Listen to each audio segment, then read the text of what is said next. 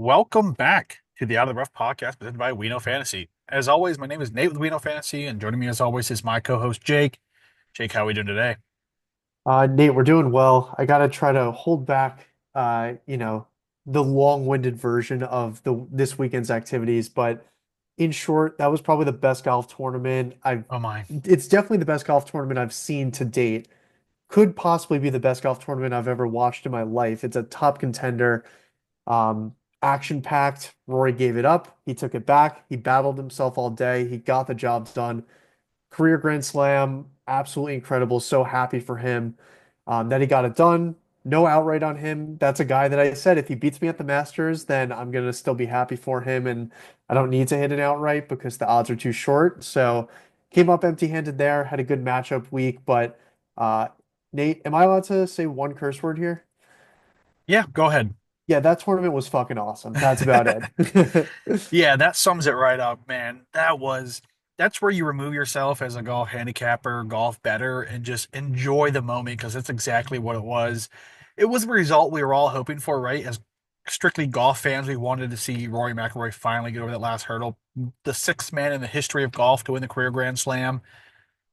And I don't know if we're going to see it again. Like this may be the only time, unless, I wasn't, I was barely walking and talking by the time Tiger Woods won his Grand Slam. I'm kidding. I was probably like 8 or 9, but you know what I'm saying? Like it was a long time ago. I wasn't a golf fanatic back then as I am now. So, and then the pure emotion Rory let out, everything to get there, not only the career struggles at the Masters, what was it, 11 years in the making since Yep. 2015, where he had, the chance to first time do it. And then, it started with this big battle of Rory McIlroy versus Bryson DeChambeau, and then Rory with the worst start possible with a double on one, then a bogey on two. Then Bryson's in the lead, then Bryson stumbles, Rory goes on a run, takes the tournament by control by four, gives it right back to a storming 44-year-old Justin Rose who ties him in the end. Go to a playoff, right? And Rory misses the putt on 18 to win it. It was just dramatic after dramatics after dramatics, and we finally got the result we wanted. I know there's people sitting with Justin Rose 100 to 1 tickets that would have rather see that cash, but man, as a pure sports fan, as a pure golf fan, nothing was better than that moment. Just Rory McIlroy hitting that putt to win the Masters, falling to his knees, weeping, everything he's been through, then running off and finding his daughter. And the quote that really got me was, uh, I don't know if this exact, but it was something along the lines of, "I have to go get my green jacket now," or something like that. And that was it, man. That summed it all up. It was something I'll remember as a golf and sports fan for the rest of my life. And like you said, one of the greatest tournaments I've ever witnessed, just from start to finish. And Yeah. Justin Rose just storming out of the gate, Rory still with that 6 stroke deficit after the first round that's haunted him forever. That second round, Rory's back in it. Third round, then you have Ludwig Aber chase him down at the end, get him within 1 stroke before really puked on himself in the final hole. But again, he needed an eagle to tie, and he was going for it, obviously, and that's why he hit the lip of the bunker, and then everything just fell apart from there. But man, what a tournament! What a tournament! It's kind of hard to wake up on Monday morning here and go through RPC Heritage or Volvo China Open or Corliss Punta Cana Championship research after what we witnessed and what we went through this past weekend. But man, if you're not a golf fan after that, I don't know what to do. I don't know how to convince you because that was as good as it gets. Yeah, and he deserved it so much. Oh He my was the gosh. face of the PGA during this whole live thing. Jay Monahan left him out to dry, made him look like an absolute idiot out there, and Rory was kind of just like WTF. And he took a lot of heat of it.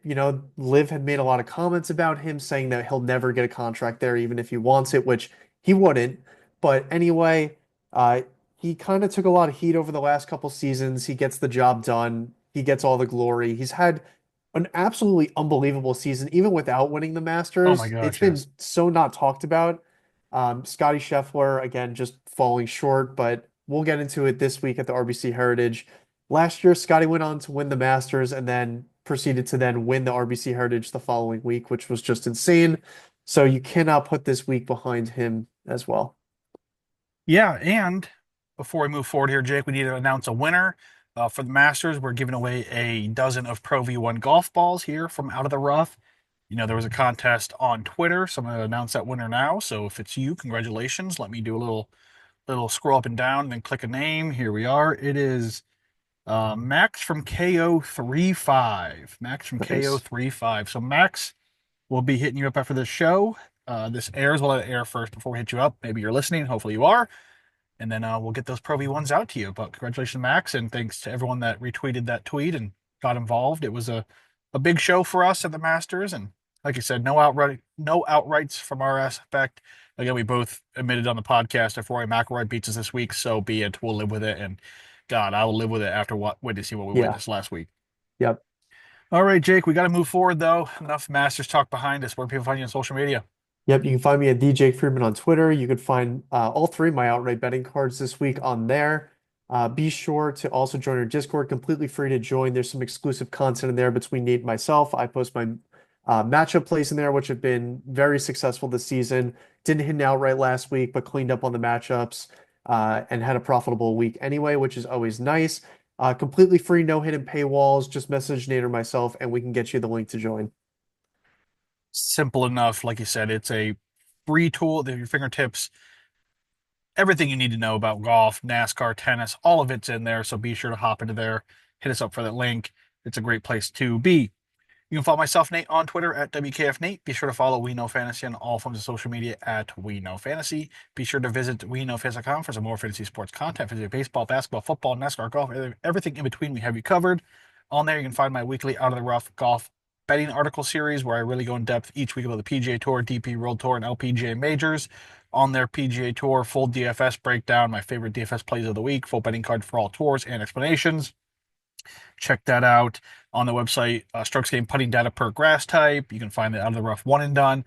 Just so much great content on that website. If you're looking for more Out of the Rough content, be sure to ask to join our free newsletter that comes out every Tuesday morning. With it's a place where you can find all of our offerings each and every week in one convenient location, including exclusive full placement charge for respective tournaments. And then, of course, be sure to follow all Tour Golf Bets on Twitter for our Corn Ferry Tour and Hotel Planet Tour, formerly the Challenge Tour content, and Craig Thompson for the LPJ/LET when the LPJ is off content as well. A lot of great stuff from those guys. Fantastic, the most knowledgeable people from their respective tours on the internet, I swear. So be sure to check all of that out. All right, Jake, we have a lot of golf to talk about. Three tournaments this week. We won't try to hold you guys here hostage for an hour and a half. We'll try to get through this as fast as possible. I know we get Yep. long-winded sometimes, especially when it comes to golf talk, but here we go. Of course, RBC Heritage signature event the week after the major or the first major of the season, the Masters. Used to be like a relaxing trip up to Hilton Head Island where you can get away from the bustling Augusta National, kind of rewind a bit and find yourself in one of the most scenic places on the PGA Tour. It's been on the tour since 1969. Of course, signature event, $20 million purse, 72-man field this week. The most notable absentee, of course, is the most recent green jacket winner himself, Rory McIlroy, who he annually skips this event. He played last year, I know. And Hideki Matsuyama also is the only other eligible golfer who is not teeing up this week. Again, he annually skips this event as well. So as it sits, Scotty Scheffler, Colin Morikawa, Xander Schauffele, Ludwig Aberg, all of those guys will be playing this week. Playing close attention because I'm sure we'll get a few more withdrawals by the time this tournament does roll around on Thursday morning. But again, world number one, Scotty Scheffler, you mentioned it, Jake, won this event by a stroke over Sahith Theegala. It really wasn't that close. Scotty kind of just ran away with it and then just kind of played around with it in the last few holes, and Sahith got within one. But beyond that, Scotty was in full control of this event from start to finish. 2023 winner Matt Fitzpatrick topped Jordan Spieth in the playoff in 2023, and of course, Jordan Spieth won here in 2022, topping Patrick Cantlay in the playoff. We've seen a playoff at this event two of the last three seasons and seven times since 2010, so that's something to expect possibly this week. And of course, Fitzpatrick and Spieth are also in the field this week. So Harbour Town Golf Links is a course that makes up for its lack of distance with tight fairways and the smallest greens in the entirety of the PGA Tour. A Pete Dye designed, places a par 71 at 7,100 yards. Its biggest defense is the size of its greens, as previously mentioned, the smallest on the tour, and they're contorted in a way that challenges even the game's best putters.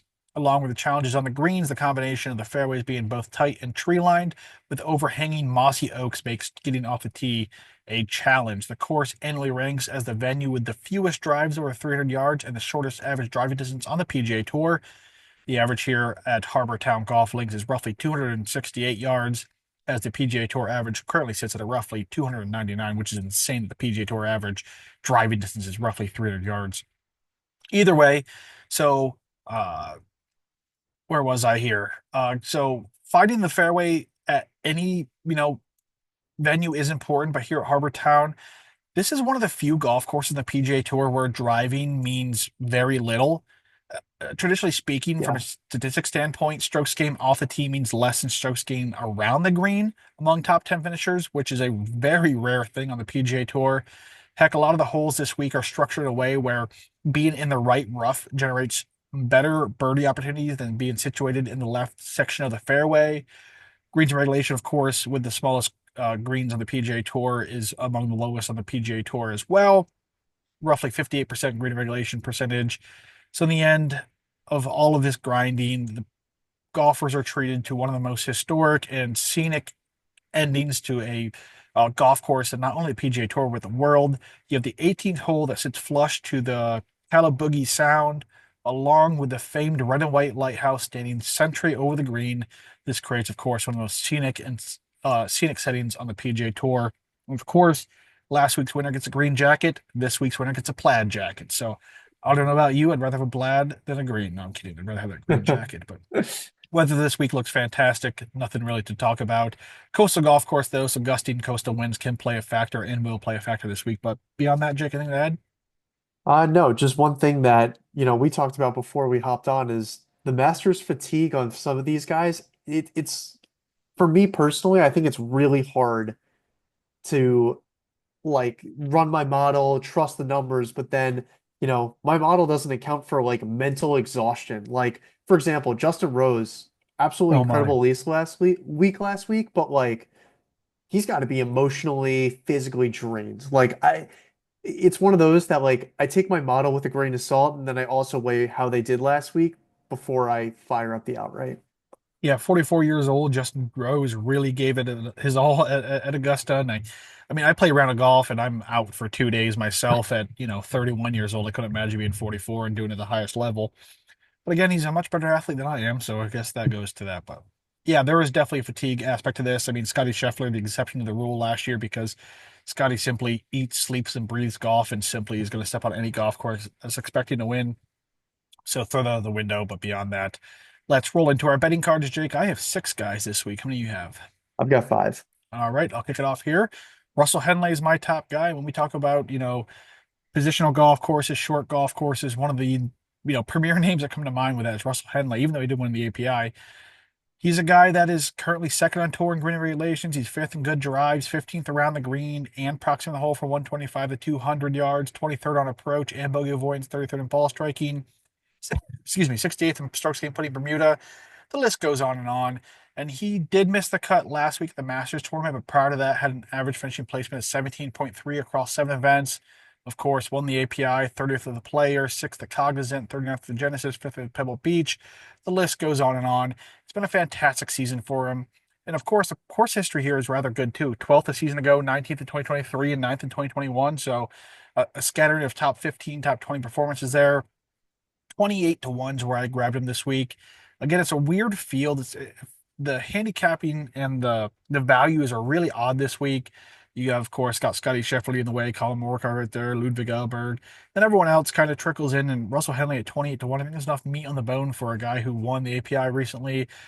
Even transcending back to last season, has had you know, outside of winning multiple times, which he hasn't, has one of the better 2 year stretches in the PGA Tour than anyone out there. Yeah, definitely. Don't have much to add there, Nate. In the interest of time, elite short game, like you said, that's what failed him at the Masters. Not all too concerning because he's had just a great season winning the API, biggest of his career so far. But hey, the plaid jacket would look nice on Russell Henley, right? Yeah, if anyone were to rock a plaid jacket, I think Russell Henley, it fits him perfectly, right? Like a Matt Fitzpatrick fits it perfectly. I think Russell Henley is one of those that would look rather good in a plaid jacket this week. Nate, we're going to transition into my first play because I think this guy would look the only guy in the field I think that would look better in a plaid jacket is Aaron Rye at 55 to 1. That's so fitting. It kind of just fits who he is. But anyway, incredible starts to this season, right? T27 at the Masters, I believe Was that his first start at the Masters? Yes, he was a debut. Yep. Yeah, so great debut start for him with a T27. Had some really impressive finishes this season. He won not too long ago at the Wyndham Championship last season. Extremely accurate off the tee. His approach has been absolutely elite. It comes down to his short game, which this season has been, fairly decent. You just need him to spike a little bit harder. And in a limited field event, I thought 55 was a fair number. I know people got him as big as 80, and now he's down to 40 or 45. So that number has been steamed down pretty heavily, but I like his chances this week. I think it's a good opportunity for him. Again, when it comes to accurate drivers of the golf ball, Aaron Rai has to be a top five, top 10 name talked about, along with Russell Henley. Everything about it makes sense. The short game can be a bit iffy. The putter really lets him down when he needs it the most. But these are greens again. You got to find yourself in chances to putt, and finding the greens in regulation are gonna be super hard this week. And someone like Aaron Ryan and Russell Henley, those are the premier names when I think about this type of golf course that can do it, essentially getting themselves with the putter in their hands earlier than most, right? Without having to Yep. rely on a around the green work, which would be fantastic for Aaron Ryan in a golf event like this. Yep. All right, moving forward, I'm going to go with a guy who I think he would just wear a plaid jacket for the heck of it, and that's Jason Day at 40 to 1. Just the style we've seen across in the rumors, the stories, I guess, that Augusta National essentially told him he had to tone down how he dressed for the Masters. I'm not sure the validity of that, but it was a speculation that did happen. Currently 11th on tour in proximing the hole from 125 to 200, 14th in bogey avoidance, 32nd in scrambling, 43rd around the green, 49th in strokes gained putting Bermuda, 51st on approach, 62nd green regulations. The list goes on and on. We know what Jason Day does. Former world number one, been around for a long time now. He's been playing some great golf as of late as well. Eighth at the Masters last week. We'll see if that hangover has anything to do with it, with a great final round there. He also placed 27th at the Texas Children's Houston Open, 8th at the API, 50th at Genesis, 13th at Pebble Beach. The list goes on and on here. He played this event just twice over the last 5 seasons. He placed 18th a season ago and missed the cut back in 2020. That was during his injury-riddled stretch of events or seasons, excuse me, there for Jason Day. Things are clicking. He won a see 2 seasons ago, I think it was in 2023. Valero, somewhere around there. No, it wasn't Valero. Either way, I think it was in Texas. It Uh, was the wasn't that AT&T Byron Nelson, Byron Nelson? All right, I knew it was in Texas. TPC Craig Ranch. Yep, that's where I was getting at. But yeah, one not too long ago. I know it's been 2 years, give or take. But man, the game's looking good. The approach numbers are there, around the green, the putting, everything's kind of checking out here for Jason Day. Just a quiet, sneaky Jason Day, get it done with some great fashion and added the plaid jacket to the closet. Yeah, Nate, I love this shout. I think Jason Day is playing well enough. He is going to win at some point this season. And I wouldn't hate if you just said to me, I'm going to blind bet Jason Day until he does it this season because I'm fairly confident that he does get it done with how he's playing. Again, another elite short game player whose irons have looked amazing this year. So I like the shout there. Yeah, everything's checking out, and like you said, I think a victory is coming for him. Great play, and we'll see what comes of this week. And I mean, he's going to come with great value most weeks as well because the victories eluded him Yeah. for a few years here. So that 40 to 50 range, we're going to find Jason Day each and every week, unless it's a smaller field event where he's one of the premier names. But either way, 40 to 1's great value this week. Jason Day. Yeah. Jake, who's your next guy here? Yeah, so this is a guy that at this point, kind of what I just said about Jason Day is what I'm doing here with Daniel Berger. I think he's playing some incredible golf. I think he is going to get a win at some point this season, and I'm not ready to take my finger off the button. I think I might just ride him into the abyss here at the end of the season. If he keeps finishing in the top 25 every freaking tournament and giving me a little bit of a sweat, at least there's some entertainment value if he doesn't get over the line. But anyway, awesome golf, extremely accurate off the tee. He's been playing very well rounded. T21 last week at the Masters. Um, just the approach plays look great. The around the greens look great. He hasn't in one, two, three, four, five, six, in 7 straight tournaments, he's gained across the board except at the players off the tee. So extremely well-rounded golf, playing incredible. Hasn't played this tournament in a while, obviously, with his layoff, but a T3 back in 2020, a T13 in 2021, and a T21 back in 2022. So some good course history when he did play here, playing some awesome golf. I got him at 65 to 1. I thought that was more than enough Yeah. room for me to take a shot. Yeah, and that's steamed down as well. But again, one of the hottest players on the PGA Tour, him and Michael Kim both are kind of the feel-good stories of the PGA Tour this season. And of golfers who have played at least three events at RBC Heritage over the last 5 seasons, Daniel Berger has the best average finishing placement of anyone. Again, it's been 3 years he's played here. Either way, combine that with how well he's playing, you think sooner or later it's going to get over the hump where everything's going to compile into a victory for Daniel Berger. This week could very well be that week. This is a golf course that fits him well, extremely well rounded, and great course history nonetheless. Great shout, Jake. And again, just keeping your finger on the pulse until it goes dead. Yep. All right, so let's roll over to a guy who did miss the cut last week and has had a fantastic season elsewhere, and that's Sepp Straka. Let me figure that number real quick. 45-1 again for Sepp Straka was a fantastic value in my opinion. We talk about guys with the Masters hangover. He did miss the cut, so that's 2 days earlier. He was able to rest, relax, and enjoy some golf with the rest of us before he headed over, the short jaunt up to South Carolina for this week's event. So prior to his cut at the Masters, he had a 20.6 average finishing placement across 10 tournaments. He's played a ton of golf this season. Of course, won the American Express earlier this season, in which Jake was on him that week. More recently, 28th of the Valspar, 14th of the Players, 5th of the API, 11th of the Cognizant Classic. We even go back to earlier this season, 15th of the Phoenix Open, 7th day at Pebble Beach, 30th in Hawaii, 15th of Century. Just a fantastic showing this season. He's also been rather good at this golf course as of late, a fifth a season ago and third in 2022. Great course history here. Currently first on tour in approximate hole from 125 to 200 yards, third in green relations. He's 15th on approach, 11th in bogey avoidance, 15th in ball striking, 23rd in good drives, 91st around the green, 90th in strokes gained putting Bermuda. Just an elite ball striker, elite approach player with irons that are arguably better than anyone else in the PGA Tour at this point, and a confident around the green and short game. We talked about it there. Some fantastic finishes, a victory this season, plenty of top fives, top tens at big events. 45-1. Sepp Straka. I know this is going to be a pretty popular one this week. And yeah, I think that cut last week of the Masters helps him this week opposed to hurts him. Yeah, I agree with that for sure. And he's a player that could spike with the putter, and that's what's gonna, he's gonna need to do in order to win this tournament. But he has the capability to do it. His irons this season have been absolutely nuclear.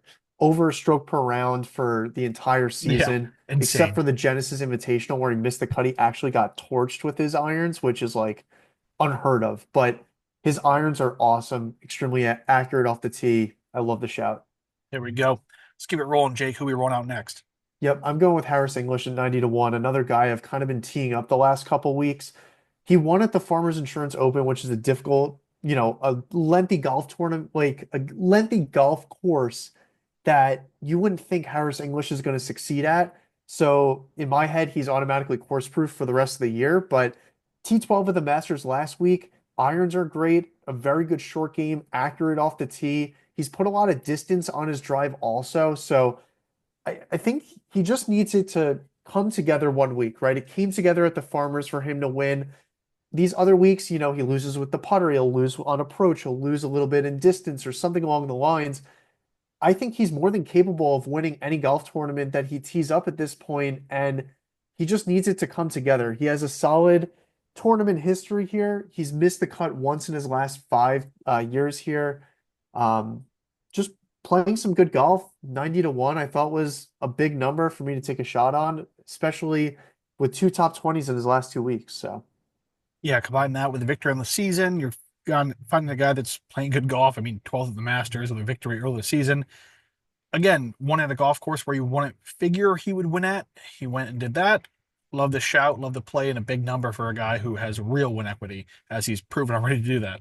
yeah. All right, let's roll to another positional golf course type of guy in Denny McCarthy. 60-1, fifth on tour in bogey avoidance. He's ninth in scrambling, 17th in strokes gained putting Bermuda, one of those premier putters on the PGA Tour each and every season. So if this comes down to a putting contest, which a lot of people think it will, not in the sense of a birdie fest putting contest, but a sense of who can make the most clutch putts when needed on these super small contoured greens. And Denny McCarthy definitely could do that, especially being Bermuda. He's very good on Bermuda golf courses. Rest of the game matches out as well. He's played in 10 events so far this season. He made the cut in each of them, having an average finishing placement of 26.8. 29th last week at the Masters, 18th at Valero, 14th of the Players, 18th at the API. When we think of Denny McCarthy, we think of short positional golf courses with a strong putter. You know, Good performances. The Players top 15 there, API top 20. Some of these longer golf courses where he came out and had fantastic performances. I think the Genesis a fifth there as well. So yeah, is Denny McCarthy course proof as well? Who knows? Either way, this week does fit him really well. Has played this event each of the last 5 seasons. He placed 28th a season ago, 25th in 2023, 56th in 2022, 13th in 2021, missed the cut in 2020. But again, just a guy that if you're relying on a very strong putter, Denny McCarthy is going to do it for you. 60 to 1, kind of that nowhere's no man's land type of the golf betting card. Thought it was great value. And, he was kind of a darling for a lot of guys coming in for the last few weeks, and maybe this is the week where people are kind of overlooking him because the run of form hasn't been exactly where they want it to be. But we'll see how that works out for us this week with Denny McCarthy 60 to 1. Yeah, the irons have petered out a little bit for him. He was gaining about a stroke per round for like the beginning of the season, and we were like, Denny's going to get it done finally. It's about his time. Started to peter out. He still made the cut last week at the Masters. It only takes for him, because the off the tee isn't too important this week, to have that return of form with the approach, because the short game is there for him to win this week. So this is a really good chance for him. I like the call. Fantastic. All right. If I'm not mistaken, Jake, this is your final play. I got two more. Math is not my strong suit. All right. Who's your last two then? Yeah, so this one is, it should come as no surprise. It's literally just a value play. You cannot hang a Will Zalatoris 100 to 1 in front of my face and expect me not to take it. If you take last week out, his irons have been absolutely nuclear this season. So I'm willing to throw last week out. Everyone was on him. He had great Masters history, laid an egg, whatever. He got crushed in the short game, crushed on approach. Just wasn't his week. That's fine. Move on. Hit the gym, hit the driving range, get it back together, back to your old form. If he could just get lucky on these greens, he has the rest of the game to succeed here. He made the cut in his last two appearances here, which were 2021 and 2024. But 2024, he came off of a massive Masters finish where I think there was a little bit of a hangover there. So missing the cut, another guy who I think that it could be a benefit for him to not win or to not make the cut last week and to come into this week fresh and just work on what he needed to. I, it's more of a personal play than a model or jumping play per se, but the talent is there. I couldn't pass it up. Yeah, no one's going to blame me on that. At some point, everything's going to fall in line for Will Zalatoris to get it across the finish line again. It's been a very long time coming. Of course, back surgery in between there. And last week with so much expectation on him to kind of return to glory. Like Augusta National is where Will Zalatoris has made a career for himself. Like that was our first kind of glimpse back in, what was it, 21, where we first saw Will Zalatoris and all of that. So I think there was a bit of pressure there. Everything just didn't fall in place, and that was a result of that. Either way, 100 to 1, Will Zalatoris, again, value play like no other. So like to see that. All right, so my first of two long shots, I'm going with Nick Taylor here this week. Currently fifth on tour on green and regulations. He's ninth on approach and bogey avoidance. He's 14th in good drive, 22nd in both scrambling and approximate hole for 125 and 200. And then of course it's the short game that gets to Nick Taylor 90th around the green, 111th in strokes gained putting. So be it. This is another type of guy who, when the moment's big, he shows up. If Nick Taylor is there towards the end of a golf tournament, he's going to be in contention. And I talked about how this golf course has a history of going to playoffs. If you find yourself opposed to Nick Taylor in a playoff, you might as well just pack it up and go home. Nick Taylor does not lose playoffs. He's Yep. won his last three wins on the PGA Tour have been all on playoffs, including this earlier this season, the Sony Open in Hawaii.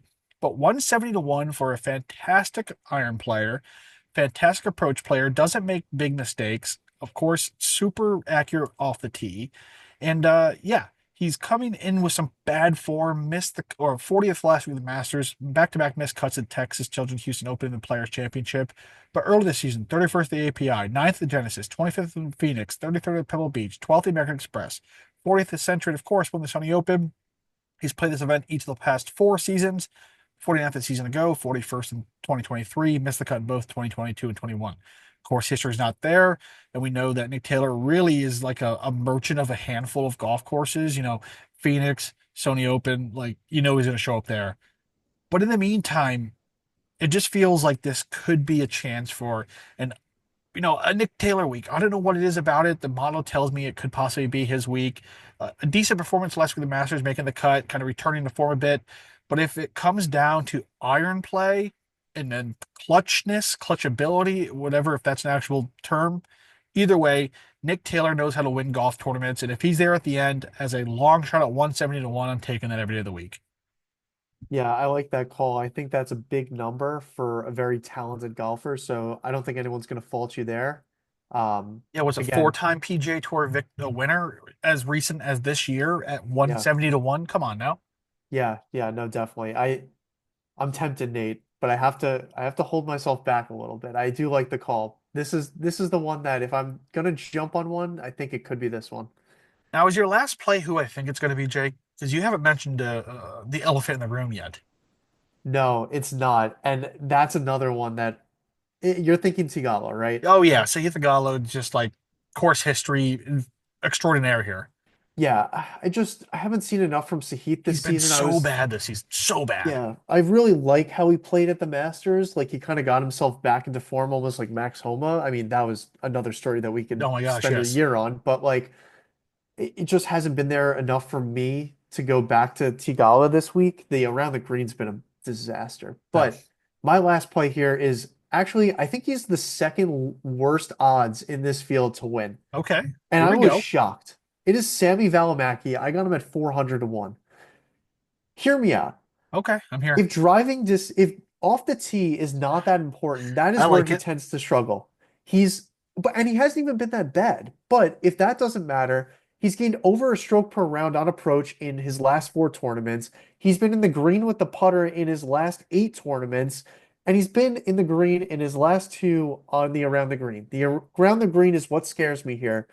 But with how well he's hitting his approach and putting the ball, I think 401 is just way too big of a number. I was loading up expecting to see like a 250, and I would have been like, yeah, that's fair, whatever. I had a $10 free play I threw on it, whatever. He had a solo fourth at the Texas Children's Yep. Houston Open and then a T12 at the Valero Texas Open. Didn't play the Masters last week, so he's going to be well rested compared to the field. It, I could look like an idiot, but I took this and I love it. I really do. Yeah, if that Texas Children's Houston Open has anything to say about this, where he was found himself in contention down late, of course, with Minwoo Lee kind of almost giving that tournament away to Scotty Scheffler. But Sammy Valimaki was one of those names that was there to the very end, had a fantastic final round. I think he's tied the course record that final round as well. Yeah. Everything can click for Sammy Valimaki. And at 400 to 1, if there's someone to take a shot that deep, it's Sammy Valimaki. Can't blame you whatsoever for taking that number. Yeah, just too big. And then my final long shot this week, if you've followed me at any time, you know it's Rio Hisatune. 220 to 1, 26 on tour and good drives, 30th in strokes gained putting Bermuda, 34th in bogey avoidance, 36th green regulations, 40th ball striking, 59th approach, 69th around the green. Just some great stats. 82nd scrambling, 84th pucks from the hole from 200 or 150 to 200. Uh, he placed fifth in his last out of the Valero Texas Open. He also placed 47th at Texas Children's Houston Open and fourth at the Players. That's right, fourth at the Players for someone like Hisistune. Course history is not there because this is his debut here this week. But again, a guy in great form who does everything you need at this golf course rather well. 220 to 1. You can't leave that out there and expect me not to hit that submit bet option on any app. Yeah, definitely. I mean, he's playing some awesome golf, right? And he's extremely well rounded. So any situation he's in, he's about tour average and getting out of it. So I like the call there, and I wouldn't expect anything less from you, Nate. I expected this one on your card. There we go. So that rounds out what we have in store for the RPC Heritage. Again, we'll see who dons that black, yeah, that black, the plaid jacket come this time Sunday evening. But guys, a lot more golf to talk about, little time to do so. We'll kind of speed things up here moving Yeah. forward, especially this next stop here, the Corliss Punta Cana Championship. We talked about it. The field this week looks rather poor, Horrible. even for an alt field event. This kind of reminds me of the alt field event from 2, 3 years ago when there wasn't limited field limited fields for signature events right back when they had full field events for the RPC Heritage, and then we would get an alt field event nonetheless. But again, we get the unsung heroes, the PGA Tour, the veterans, that some of the DP World Tour, the Corn Ferry Tour guys, all here this week in Dominican Republic to tee it up and a chance to, if they do win this week, it's a 2 year full PGA Tour exemption and some chance to play in some big events moving forward. This has been on the PGA Tour schedule since 2018. It was a Corn Ferry Tour, back then the Web.com Tour from 2016 to 2017. It annually served as the alt field event in the WGC Dell Technologies match play, but since that's you know uh, removal from the PGA Tour, it now serves as the alt field event for the RPC Heritage for the last 2 seasons. So the field this week, we talked about it. It is not great. We have the likes of, buckle down for this. Here are the headliners. Are you ready?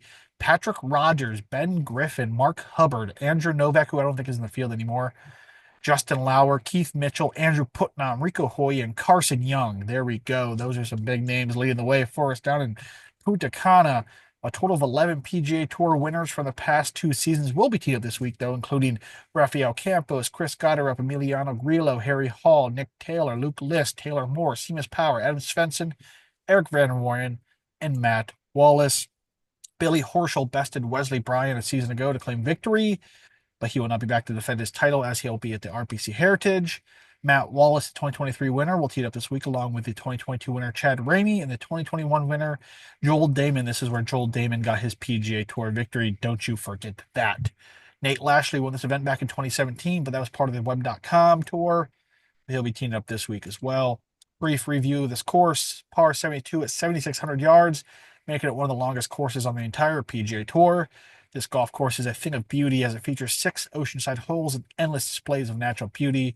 The course is very open off the tee, and combining that with the long distance of the course makes it a bomber's paradise. Greens are past Palm at this event, and this is where the event is often won, is on the greens. Green complexes are very difficult and will cause players fits all week long. Being able to navigate these tricky Tom Fazio designed putting surfaces will be the difference between winning and losing this week. Corliss Golf Club's closing 3 hole stretch, known as the quote unquote the Devil's Elbow, will once again be the spotlight this week. The par 4 18th hole features a forest carry of the Bay of Corliss. Wind will be a factor, of course, this week, as this entire golf course is coastline. The coastal winds at these type of events always come into play. Weather looks fairly decent. I think there's some significant chances of thunderstorms for Thursday and Friday, some increased winds at that point. But yeah, beyond that, it's a trip down in the Dominican Republic for some alt field events. Anything to add here, Jake?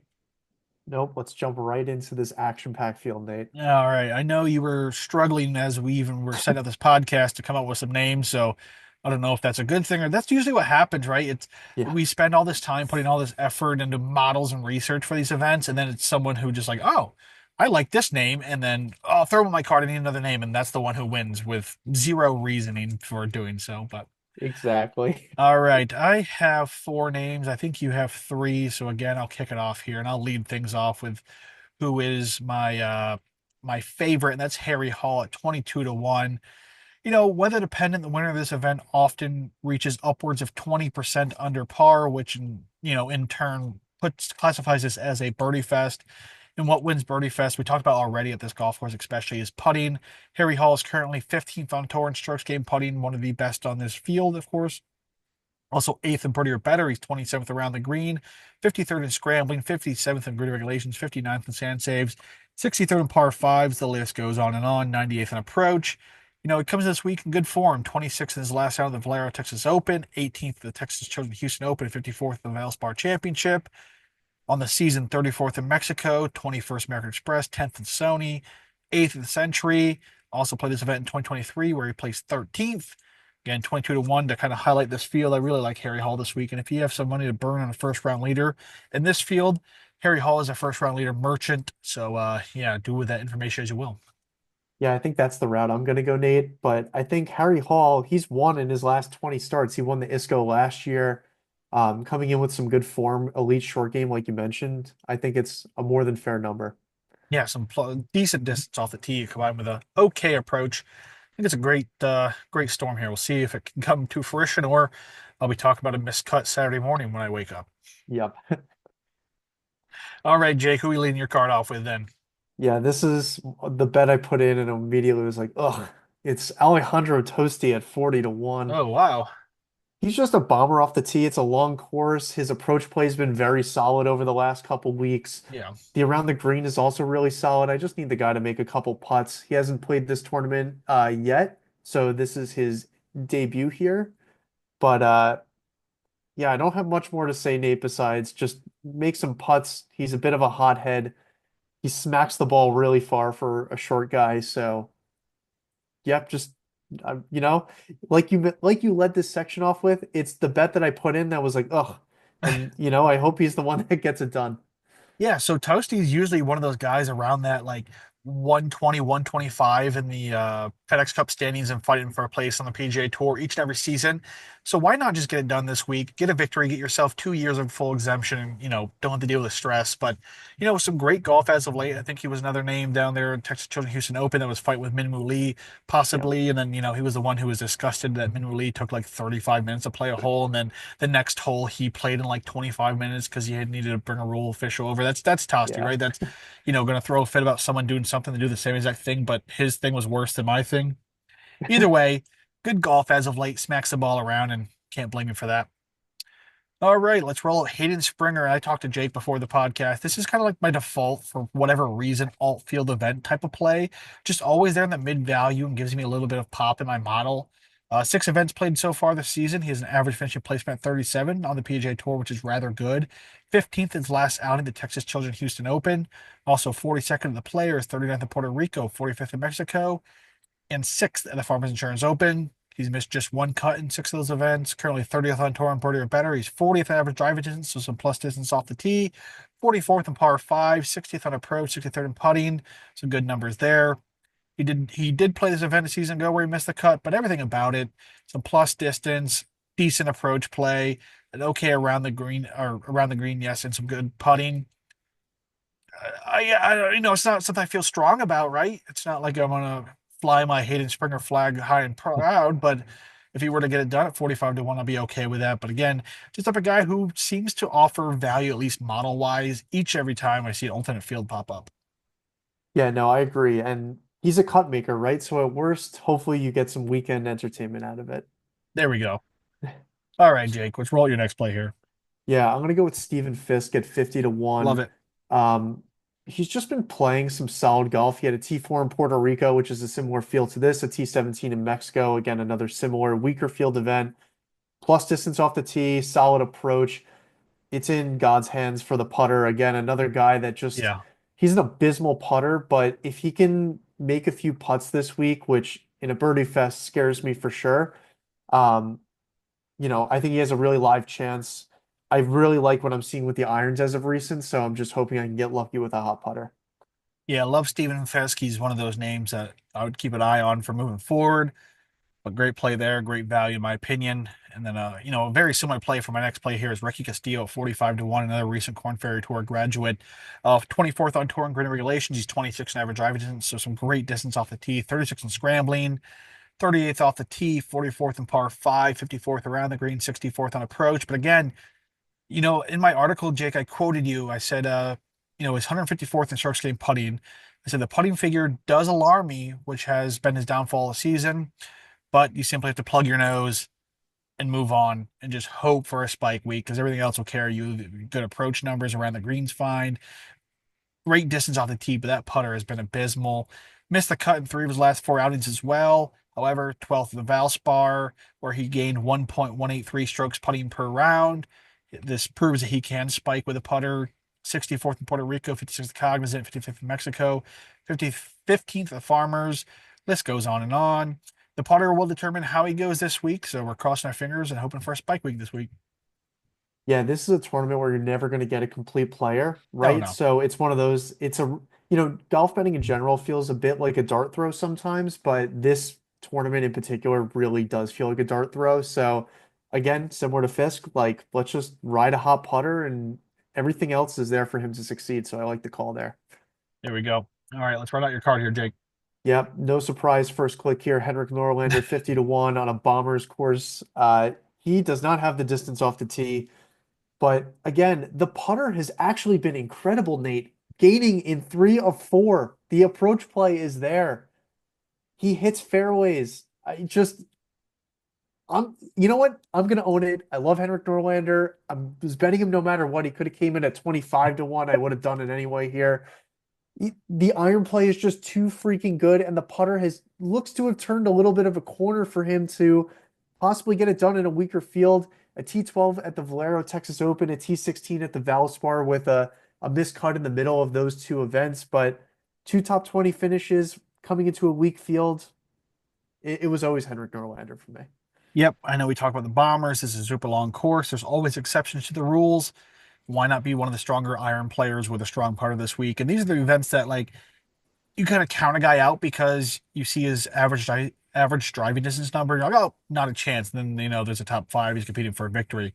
So for for all things that is holy, we can only hope that Henrik Norlander can at some point in his Take me off. illustrious career on the PGA Tour at 55 years old, wherever he's at. I think it's like 45. But either way, he gets that win because, if that does happen, we need to somehow get Jake and Henrik together in the same room because this is his number one supporter right here. If Henrik Norlander wins a tournament, I'm going to be his number one advocate to see him at the Ryder Cup this summer, Nate. Maybe he'll go on a run and force himself into a top six spot for Team Europe. Yep, I mean, I can only dream. as fans of America, I think we can only hope for that, right? Imagine Henrik Norlander versus Scotty Scheffler in singles. All right, I'm gonna round out my card here with Quaid Cummings at 50 to 1, and I never thought I'd find myself betting Quaid Cummings in a PGA Tour event, but here we are. This is what this event's doing to us. But he's currently 17th on tour in sand saves. He's 28th in putting, 37th in par fives, 42nd in scrambling. He's 59th off the tee and green regulations, 96 in average driving distance. The around the green work is not great. 153 approach, 115. We'll see what he does there. 33rd is last out at the Valero Texas Open. Missed two cuts prior, but prior to that, 16th in Puerto Rico. Again, similar field. 32nd in Mexico Open of Vedanta World. Similar field.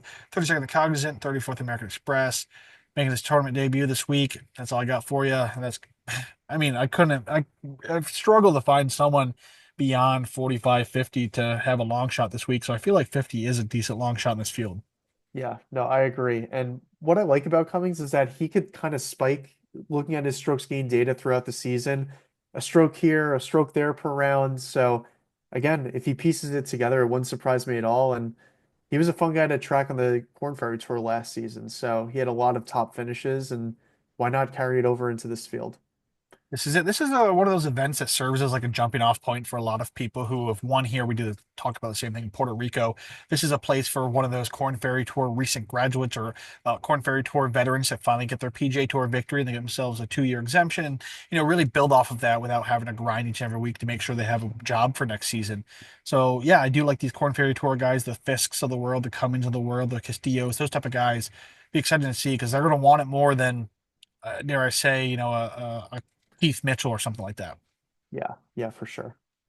All right, Jake, we got one more golf tournament to talk about this week. It's the Volvo China Open. This year marks the 30th playing of this event held since 1995, and the only absence being in 2022.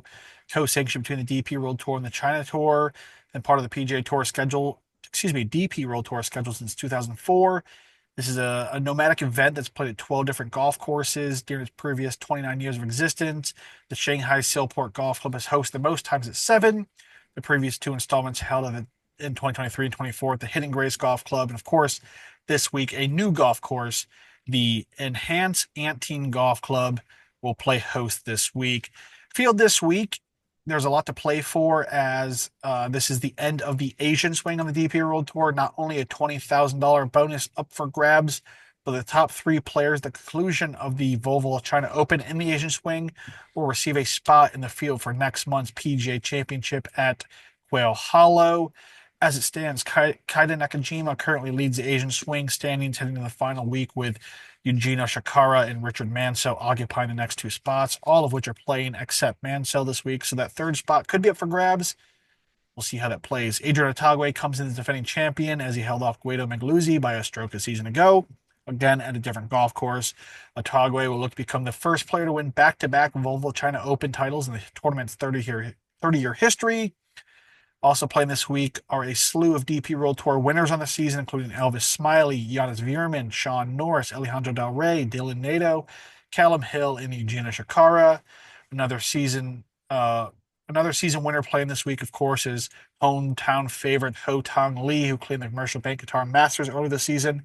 Lee comes in as China's highest-ranked golfer and will seek his second Volvo China Open title, winning previously in 2016. Of course, we have a slew of other local native golfers, most notably probably Wenhei Ding, who is an outstanding amateur career, has led himself into a strong start in the DP World Tour.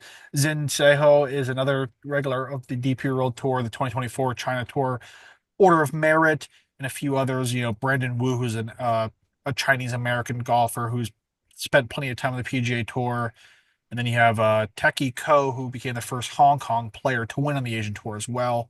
Other former winners of the China Open team this week include Zhang Jin in 2021, Ashan Wu in 2015, Elihan Alexander Levy in 2014 and 2017, and Nicholas Kosart in 2011. So the course this week, guys, take this with a grain of salt. There is not much information about this golf course. It has never held a professional golf event in its existence, but this is what I've gathered from a brief search and reading on the interweb. So we'll see what I can come up with here. Previously mentioned, Enhance Anti-Golf Club will host its first Volvo China Open this week. A Robert Trent Jones Jr. design that opened in 2005. Plays as a par 72 at roughly 7,300 yards. It is situated to the north of Shanghai in the center of China's automotive industry. Excuse me. Geez, that word was hard to say for whatever reason. It was designed in a way to mask the surrounding industrial landscape with the use of constructed mounds around the golf course. This is a parkland style course that's best described as a true risk reward golf course. It is characterized by extensive use of water. This golf course, too, boasts attractive bunkering throughout the course. The combination of both the water and the bunkering help create an enjoyable yet testing layout. This combination, too, creates the risk reward style of this golf course. The course makes its way through lovegrass and fescues along with native grasses, which line both the fairways and the greens this week. Cedar and magnolia trees were planted throughout the course to add a feeling of environmental harmony. So in all, this was once a barren wasteland that has been transformed into a true golf oasis in the heart of China's, automotive industry. That's what I come up with, Jake. Anything to add here? No, it's a new course, so I took this one very slow and cautiously. I encourage everyone else to do the same because we just don't have enough information out there, really. Yeah, I don't have a full card this week. I have four guys, Jake. Yep, same here. All right, well, I'll let you kick this one off since I've kicked off the last two. Yeah, I'm starting my card a little bit further down, 60 to 1. I'm going with Andrea Pavon. I just think he's playing some really, really good golf as of recent. He has a T11 at this tournament in T11, obviously not at this course, but uh, you know, four top 25 finishes in his last six starts on the DP World Tour this season. He missed the cut at the Magical Kenya Open and the Porsche Singapore Classic in the middle, but a T10 at the Hero India Open at the end of March. We haven't seen a lot of these guys for a couple weeks, so we don't really know what they've been doing in their off time here, but in some good form. I thought 60 was, there was still some value there to take, so that's where I went to start. Yeah, great value play. Last outing was rather good, if I remember, at the Hero Indian Open. I had someone in contention if Yvonne was there with him. Blanking me, it's been a few weeks, but you mentioned that they had a brief hiatus there for the Masters, a 2 or 3 week break, and all of that. But back in action here to finish off this Asian swing, and I'm going to go back to my guy, Ho Tung Lee at 22 to 1, was on him when he won at the Commercial Bank Guitar Masters at 35 to 1. You know, back at home soil, he's second on tour on approach. He's third in birdie or better. He's fourth in tee to green, fifth in green regulations. He's seventh in par fives, 12th in driving distance, 60th in scrambling, 93rd in putting. Hasn't played since the Porsche Singapore Classic, where he finished ninth. Prior to that, 16th at South African Open, 41st at the Metro Kenya Open, 24th at the Babco Energy's Bahrain Championship, 22nd at the Ras Al Khaimah, 52nd at the Hero Dubai Desert Classic, of course, won the Commercial Bank Guitar Masters. He won this event in 2016, although a different golf course, T35 a season ago, the Hidden Grace Golf Club. Again, just playing really good golf, has a victory in the season, a few other top 10 performances, and coming on back on home soil. I think no one's more motivated than Ho Tung Lee to get it done this week. Yeah, this was the guy I was tempted to go to this week, Nate. Just like you said, home soil, playing some awesome golf on the DP World Tour this season. He's won at this tournament before. Just familiarity with the country, the style of golf, and everything. So I like the call there. All right, roll right to the next one here, Jake. Yeah, this is just a value play on a guy that I've bet pretty much all season. It's Martin Kuvra at 80 to 1, littering top tens this season. An extremely talented young golfer, 22 years of age, a T4 and a T5, respectively, at the Bahrain Championship and the Qatar Masters, T14 at the Singapore Classic.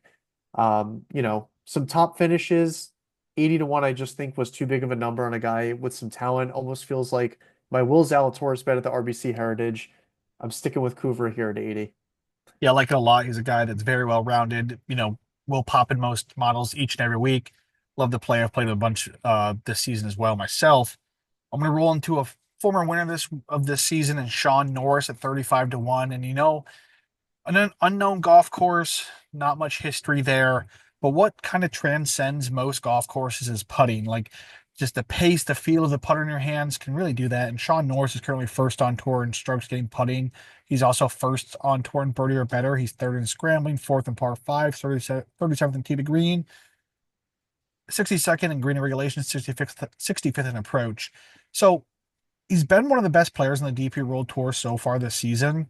Of golfers who have played at least five tournaments, heck, even three tournaments, no one has a better average finishing placement than Norris. In five events, he has an average finishing placement of 6.8. Laurie Cantor's the closest with an average finishing placement of 17.33 through six tournaments. So Norris last played the Joburg Open where he finished second. He also placed ninth at the South African Open, 16th at the Ras Al Khaimah, sixth at the Hero Dubai Desert Classic, and of course won the Alfred Dunhill Championship at the start of the season. 35 to 1 for the tour's best putter, the tour's best in birdie percentage, the tour's best in a lot of things. Playing at this rate could be, the guy to win the DP World Tour, at least order of merit at the end of the season. Yeah, I like the call. And, before he did earn his way onto the DP World Tour, he was playing on the Japan Golf Tour. So he's familiar with the Asian style of And he won golf. a ton there. Yeah, he had a ton of success on that tour as well. Translated very nicely over to the DP World Tour and would not surprise me at all for him to succeed this week. So I like the shout there. Awesome. All right. Who's the next name here, Jake? Yeah, I think this guy is going to be really popular this week. I was on him a little bit before this season. I'm jumping back on it 110 to 1. Kazuma Kobori. Again, just playing some good golf. Another young guy, super talented, 23 years old, a T9 the last time we saw him at the Porsche Singapore Classic, missed the cut at the Joburg, a T25 at the South African Open Championship. Has some spike performances, which is, what I like to see. He's played a little bit on the Asian tour before he moved onto the DP World Tour full time, had some good finishes there as well. I just think, again, big number, young talent. I'm taking my chances on a golf course that I just don't have a ton of information on. Yeah, just swinging for the fences again. We don't know the ins and out of this golf course until we get there and watch a few rounds on the way. So take a shot at a guy with a big number with some great talent. Love to play there, Jake. Yep. All right, my card. I guess I'm just going with people who have won so far in the PG or on the DP World Tour. The next play is Alejandro Del Rey at 40 to 1. A really mixed bag of results this season. He won the Ras Al Khaimah Championship, but he sandwiched that with three missed cuts: the Hero Dubai Desert Classic, the Babco Energy's Bahrain Championship, the Commercial Bank Qatar Masters. He returned to form a bit of as of late, 25th at the South African Open and 14th in his last out of the Porsche Singapore Classic. Placed 35th in China a season ago. We saw fellow countryman Adrian Otagwe, who is now not a fellow countryman as he represents Used to the be. United Arab Emirates. But either way, he was once Spanish when he claimed this event a season ago at the Hidden Valley Golf Course. But anyway, Del Rey currently fourth on tour in birdie or better, 32nd in average driving distance. He's 35th in par five, 36th tee to green, 39th putting. 44th tee to green, 40th on approach, and 77th in scrambling. A guy who knows how to get it done, has one on the DP World Tours already, returning to form. People have kind of stepped back away from him, and we've seen the Spanish style of golf have success here in the past, at least in this country. So that's why I went with Alejandro Del Rey at 40 to 1. Yeah, I like the shout there. I think there's a plenty fair number on him, so I like that call. All right, Jake, let's run out your card here. Yeah, I got Zihao Jin at 275 to 1. I could not leave someone from China off my card at the China Open. I needed some home soil to root for here. Came over to the DP World Tour from the China Tour where he won 5 times in his last, I think it was like 15 starts. So had a lot of success on that tour. Came over to the DP World Tour, scattering of made cuts and missed cuts, but it was highlighted by a T7 at the Magical Kenya Open. Kind of hanging my hat on that and the fact that he's played really well on the China Tour and in China in particular. 275 to 1. It's a long shot, right? But I'm sticking with it and hoping to get lucky on a 26-year-old, again, young talent from this country. Make some magic for me. That, and we don't know this golf course, but who may know this golf course is someone native to the country, native to the area. Maybe he's seen this golf course in his amateur career, or in his young career has come across this golf course at one point. Maybe there's a leg up there. That's completely speculation wise, right? I have no Yeah. basis behind that. But again, if someone were to do it, it could be him, and played a lot of great golf in China where you've won 5 times on that tour. So love the shout, big number for a guy who, in all reality, could win this week. Yeah. All right, my final play this week, my long shot is Jacob Ska Volassen at 80 to 1. If you haven't realized, I'm a big fan of Danish golf at this point with the Hogards, the Rasmus Hogard, all of those type of guys, or Neergaard, excuse me. Either way, Lassen, 16th on tour on par 5. He's 26 tee to green, 32nd green regulations, 46th in scrambling, 49th on approach, 56 in average driving distance, 64th in birdie or betters, 85th in putting. Great form coming in. 7th in his last set of the Joburg Open, 13th at the Metro Kenny Open, 9th at the AF Asia Bank Marathas Open, and 27th at the ISBS Honda Australian Open on the season. But beyond that, one of those next up and coming Danish golfers that we've seen a ton of, the DP World Tour pumping out left and right all season long. And I think this field is highlighted by Neergaard Peterson, who of course is Danish as well. Yeah.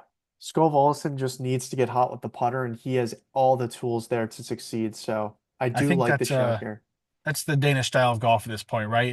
They're Yeah. super long off the tee with fantastic iron play, and it's just if the putter shows up. I think that's how they teach golf. Not even there. I'm talking about Sweden as well, with a lot of the guys coming out of that way, with the Ludvig Obergs of the world who crush the ball with fantastic, like beautiful, beautiful swings of the golf club, and just need to find some short game to make it happen.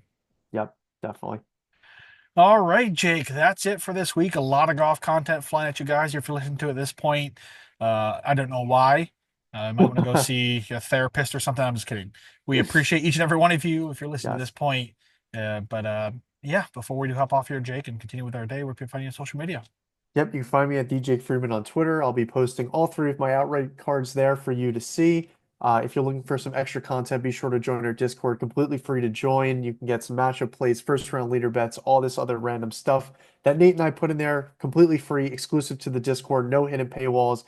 Be sure to reach out to one of us to get the link to join there and to see some just extra content or indulge yourself in some extra conversation. We have a ton of members in there. Happy to talk about anything related to golf or life in general, honestly. So just a fun place to be.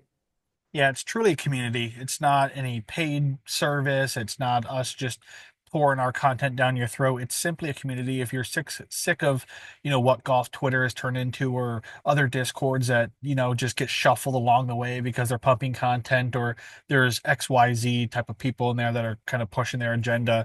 It's simply it's a stress-free, it's a fun environment. We had a lot of fun over Masters weekend just talking about what was happening on the golf course. There's a lot of other things we do in there. I do, the community tracker each week where I track everyone's bets in there, so we help each other across the finish line, congratulate each other when there's a victory and all of that. So, again, a free place to be. So just ask us for the link and get on in there. You can follow myself, Nate, on Twitter at WKFNate. Be sure to follow We Know Fantasy on all forms of social media at We Know Fantasy. Be sure to visit We Know Fantasy.com for some more fantasy sports content. Until next time, guys, we'll see you.